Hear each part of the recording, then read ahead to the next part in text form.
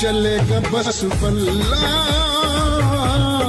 अस्सलाम वालेकुम नाज़रीन, आपने मलकू का गाना तो सुना ही होगा, नकदा कोका। ये आजकल बहुत ही ज़्यादा फेमस हो रहा है। मुख्तलिफ सिंगर्स अब मुख्तलिफ अंदाज में इमरान खान से मोहब्बत का इजहार कर रहे हैं। जैसे कि आपने मलकू का सॉन्ग सुना नकदा कोका, ये बहुत ही ज़्यादा फेमस हो गया है।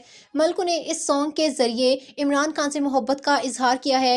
इसके अलावा बड़े बड़े सिंगर्स ने भी इमरान खान से मोहब्बत का इजहार किया है मुख्तलिफ अंदाज में, जैसे कि ज़ीशान रोकड़ी और इसके अलावा हर दिल अजीज़ अताउल्लाह ने भी मुख्तलिफ अंदाज में इमरान खान से मोहब्बत का इजहार किया है।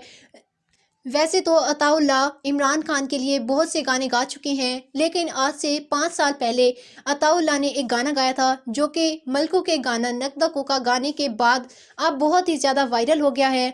वो मुकम्मल वीडियो आपके साथ शेयर करेंगे, मुकम्मल गाना आपको सुनाने वाले हैं। लेकिन उससे पहले अगर आप इमरान खान के बिग फ़ैन हैं तो वीडियो को लाइक लाजमी कर दीजिएगा।